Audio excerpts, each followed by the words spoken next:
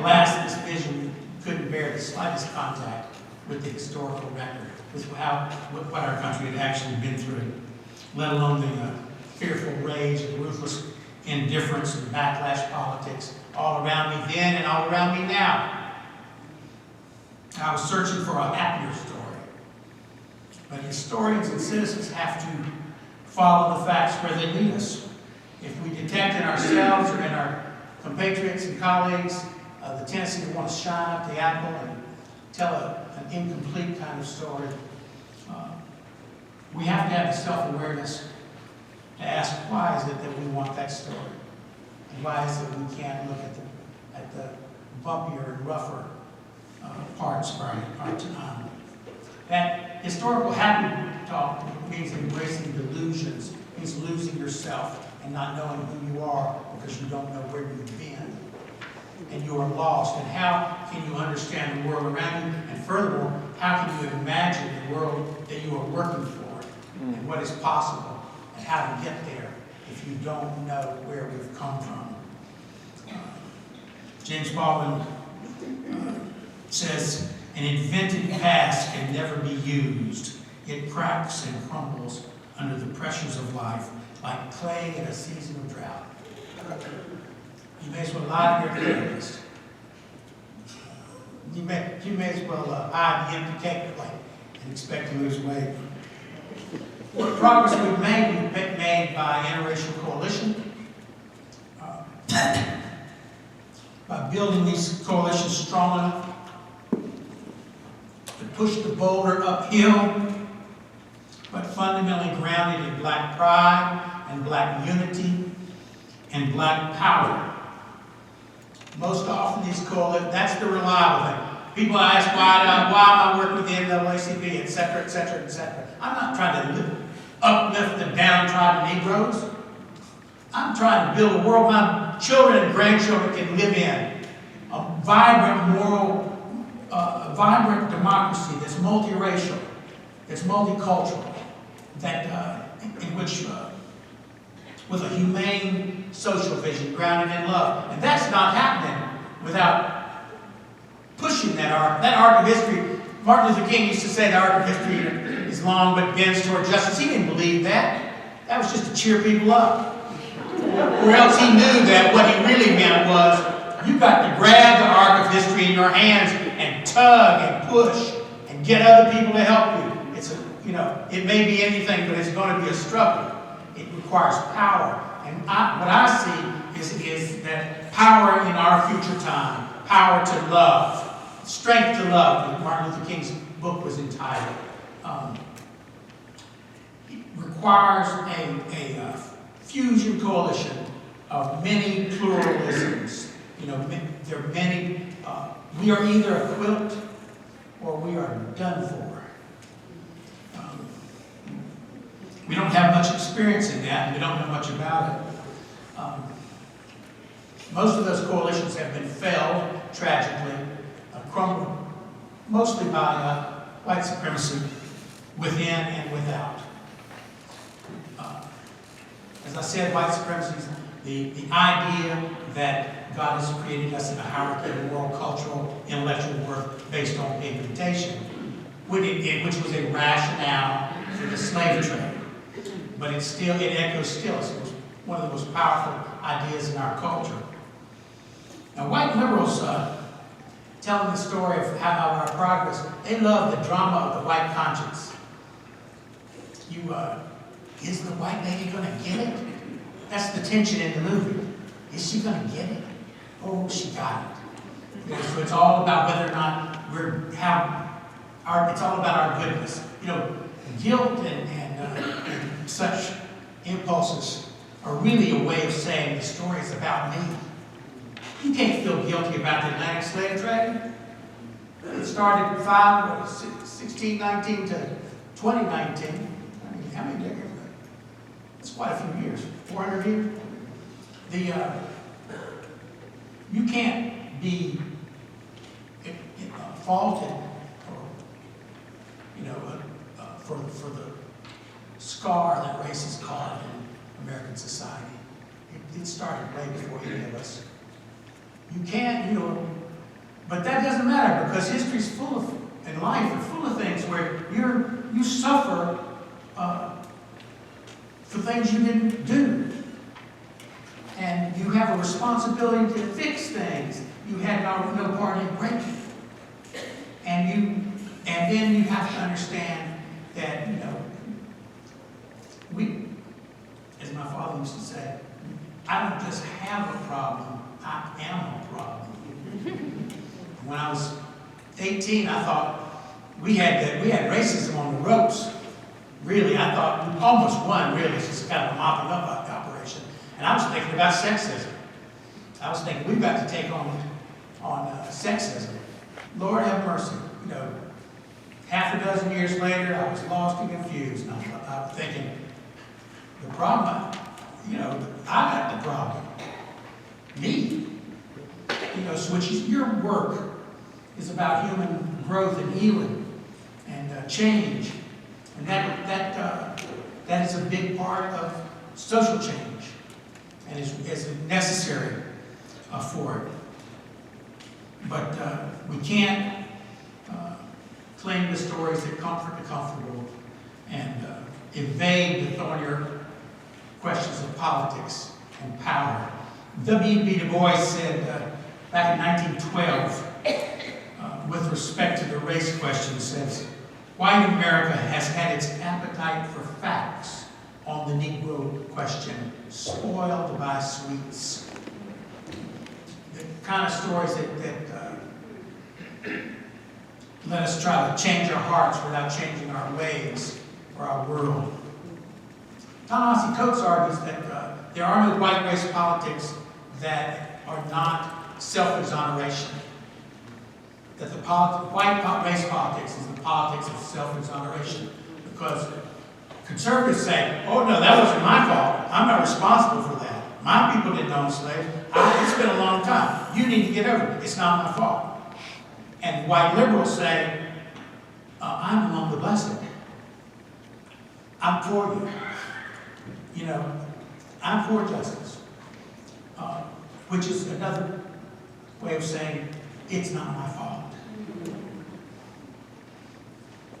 But we can do better. Martin Luther King cast as a kind of black Santa Claus, genial and vacant, an empty vessel in which whatever sentiments are appropriate to the day can be poured.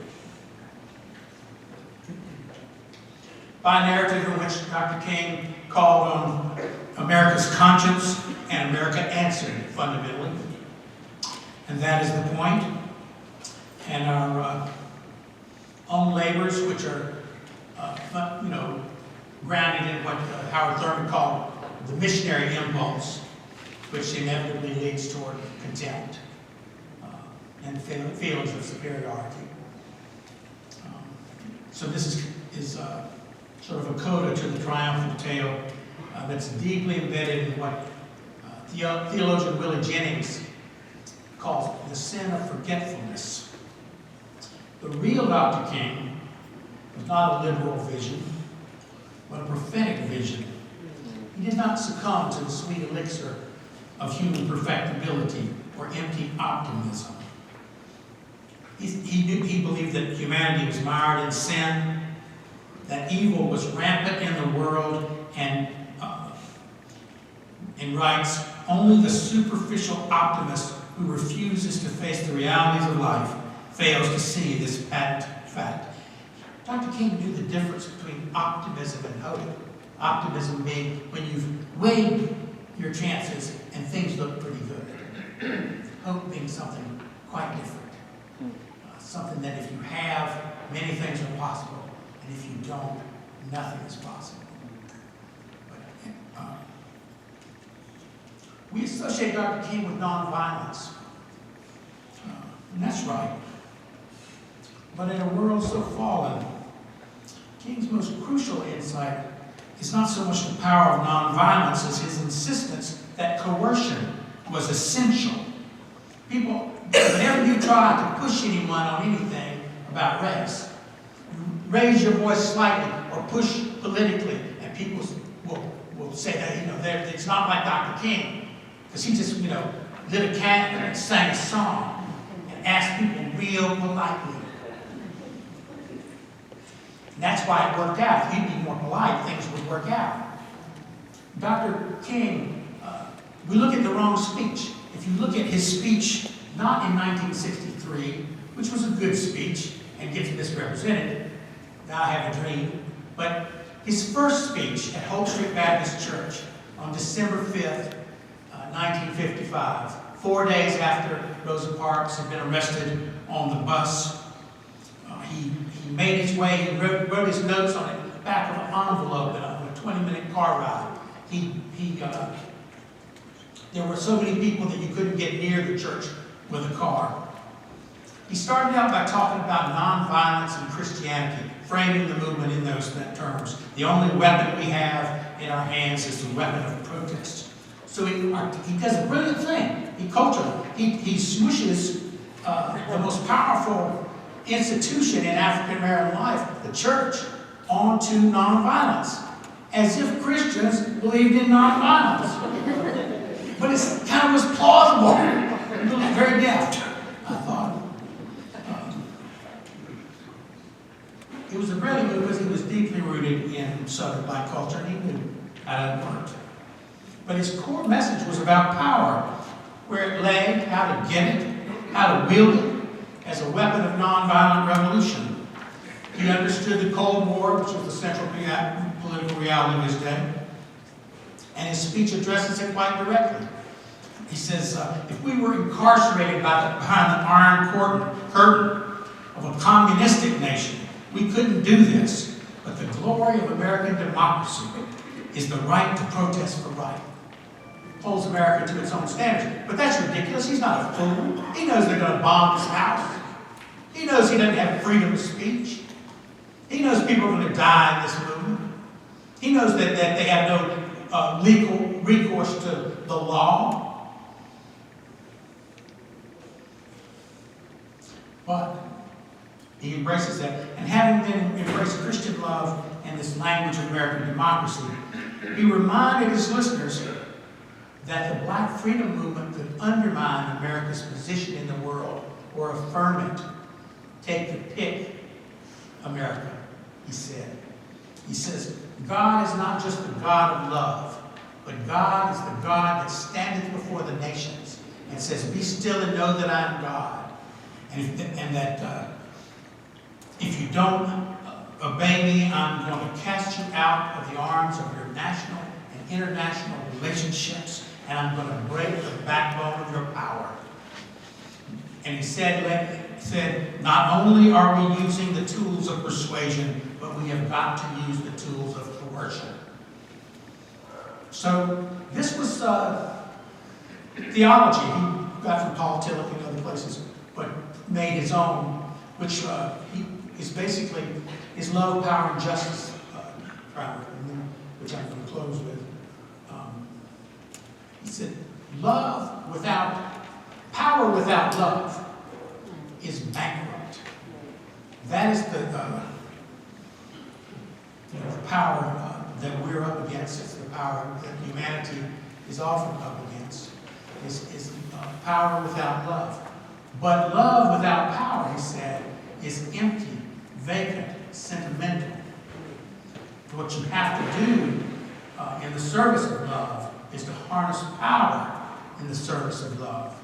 And that looks like justice, moving toward justice. You can't be too good to do good.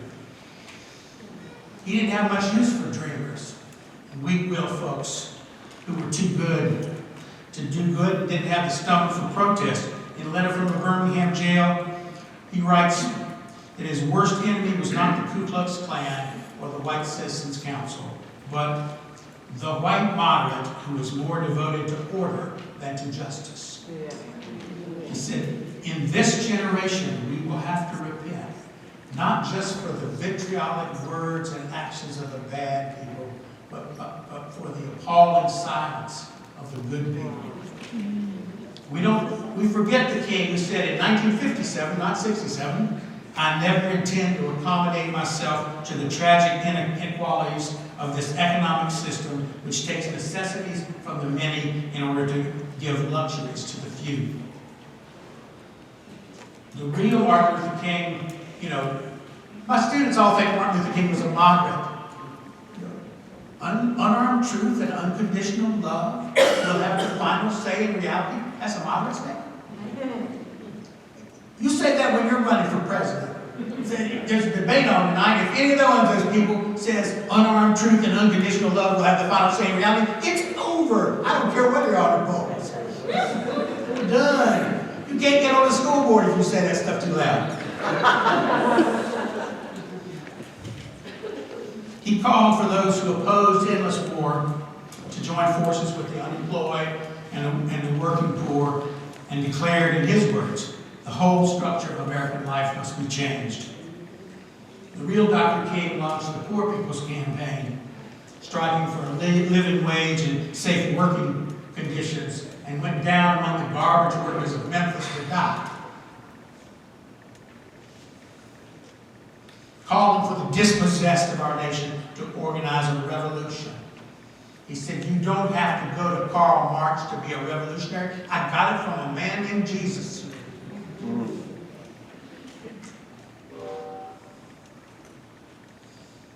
Our cultures and our history is flawed, but it's also our strength.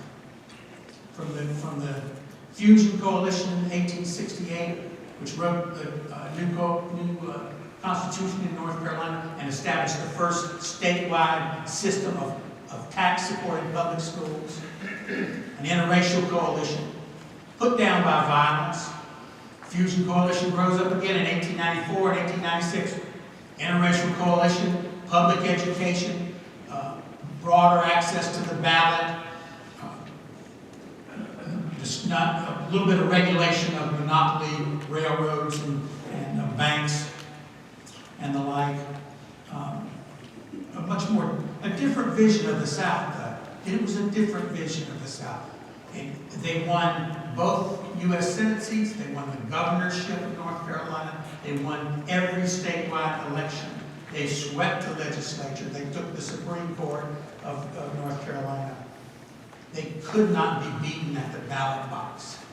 Who knew? Who knew this? I grew up here. I didn't hear about a Fusion Coalition. Go downtown and see to the Capitol. It's right down the street. See the statue to the Fusion Coalition. 5 Confederate statues.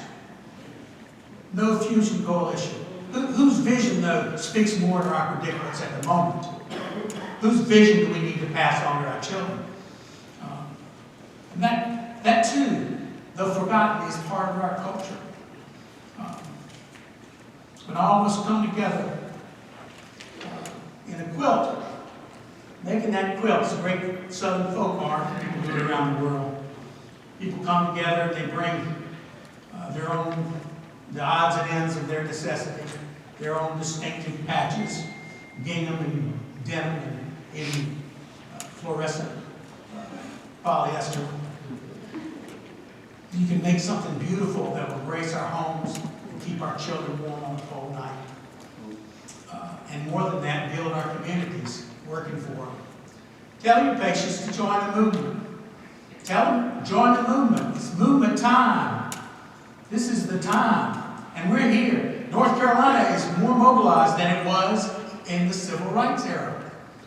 According to the Moral Monday Coalition, dumped Governor Crory according to public policy polling. Interracial coalition across all social lines, never a rally without an imam and a rabbi on the same stage. Never, you can never take a picture of the podium and see somebody standing by themselves. Always that multicolored quilt. And when the far right took over the state legislature and began passing all that crazy business, we in the spring of 2013, April 29th, we held the first Moral Monday demonstration. Pat McCrory stood at 65% in the polls. A month later, that'd be 4 protests later, he stood at 50.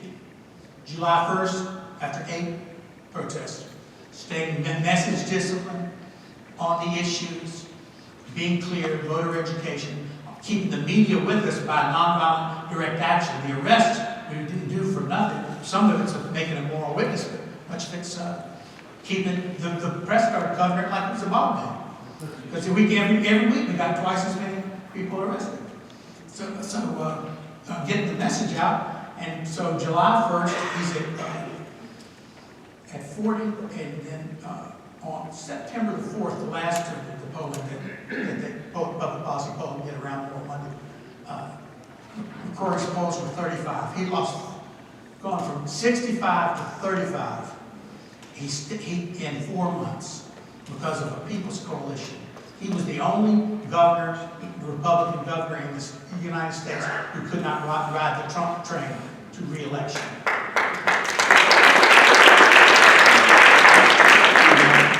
And that's people coming together in a vision of love and understanding that we have, there is a moral center. Feminists are not just wanting to have their own lifestyle. They don't want little girls growing up with a crimped and cramped sense of themselves. The LGBTQ people, it's not just about their own freedom to do as they will. They don't want people scarred and stigmatized by this crazy hatred that's damaged so much. The environmentalists are not upset about the coal ash in the river because they want to go canoeing. They won't want their children downstream poison. And that's love. All that is love. We have a moral core. We know what it is. And we have the same enemies. Everybody we're fighting on any of those things, we're fighting on all the rest. They all work together. So we need to too. And the last thing I'll tell you is, it will make you stronger. It will make you happier. People get together. They work on things together. They stand up for their deepest moral belief with lots of other people at the same time, and it makes them feel strong, and it cuts their sense of isolation, pulls people out of depression, gives people new sets of friends, and other people that they just know, they see them. You're there again. I'm again. Hey, we're there. We're always there, aren't we? Like that, and elevates their sense of self and gets people out of this mess, out of this wedge that we're in. And that is ironically then, therapy and healing and growth serve the same purpose as political action of the best kind. Thank you very much.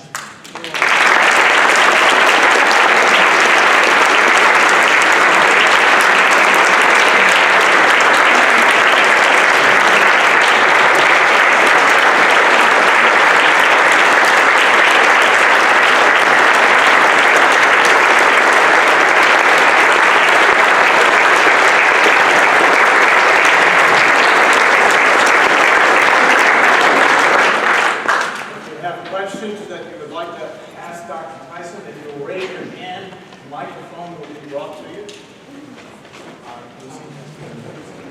Okay, shout. Baby, clap.